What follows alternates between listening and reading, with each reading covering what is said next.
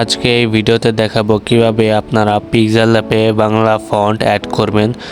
Bangla font add করার জন্য আপনাকে বাংলা ফন্ট ডাউনলোড করতে হবে। কিভাবে ডাউনলোড করবেন, তো গুগল ক্রোম ব্রাউজারটা ওপেন করে নেবেন, তারপরে বাংলা ফন্ট ডাউনলোডটা লিখে সার্চ করে দেবেন। সার্চ করার পর আপনাদের সামনে এমন একটা ইন্টারফেস চলে আসবে।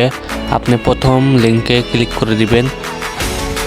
ক্লিক করার পর আপনাদের সামনে এমন একটা ইন্টারফেস চলে আসবে। থ্রি ডটের উপরে ক্লিক করে দিবেন। ক্লিক করার পর আপনাদের সামনে এমন একটা ইন্টারফেস চলে আসবে। ফ্রি ফন্টে ক্লিক করে দিবেন, তারপর বন্ধ করুন অপশনে ক্লিক করে দিবেন। ক্লিক করার পর আপনাদের সামনে এরকম একটা ইন্টারফেস চলে আসবে।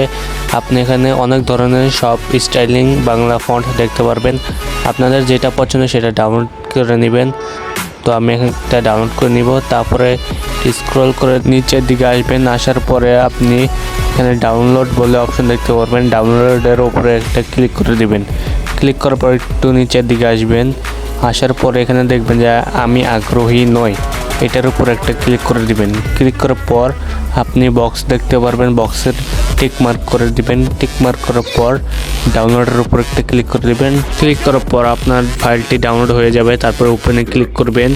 ক্লিক করার পর মাই ফাইলে ক্লিক করে দিবেন। মাই ফাইলে ক্লিক করার পর আপনাদের সামনে এরকম একটা ইন্টারফেস চলে আসবে।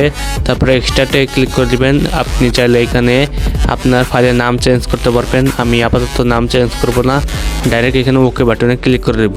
ক্লিক করার পর আপনার ফাইলটি এক্সট্রাক্ট হয়ে যাবে। জাস্ট আপনি এখানে মিনিমাইজ করে দিবেন। তারপর পিক্সেল অ্যাপটা ওপেন করে নেবেন। পিক্সেল অ্যাপটা ওপেন করার পর আপনাদের সামনে এরকম একটা ইন্টারফেস চলে আসবে। তারপর ডিলিটের উপরে ক্লিক করে ওকে ক্লিক করে দিবেন। তারপর আবার সেই টেক্সটটা নিয়ে নেবেন।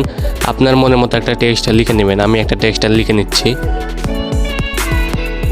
সো আমি টেক্সটটা লিখে নিয়েছি। এখন আপনাকে একটু জুম করে দেখাই। তারপরে এখন আপনি স্ক্রল করে যাবেন। স্ক্রল করে আসার পরে এবি ফন্টে ক্লিক করবেন।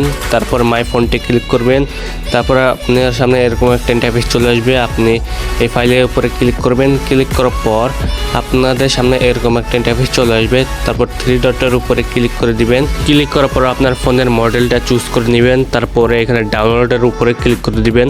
ক্লিক করার পর আপনাদের সামনে এরকম একটা ইন্টারফেস চলে আসবে। তারপরে আপনি এখানে দেখতে পারবেন যে আপনার কোন কোন ফাইল আপনি ডাউনলোড করছেন। এখন যে ফাইলটা ডাউনলোড করছেন সেই ফাইলটা আপনাকে এখানে খুঁজে বের করতে হবে। তারপরে ইউনিক কোডে ক্লিক করে দিবেন। ক্লিক করার পর আপনি সেই ফাইলটাতে চুজ করে নেবেন। তারপরে দেখতে পারবেন আমি এখানে অনেকগুলো ফন্ট রেখে দিয়েছি। আপনি যেই ফন্টটা ডাউনলোড করলেন সেই ফন্টটাতে ক্লিক করে দিবেন। তারপর দেখতে পাচ্ছেন যে এই ফন্টটা কত স্টাইলিং হয়েছে।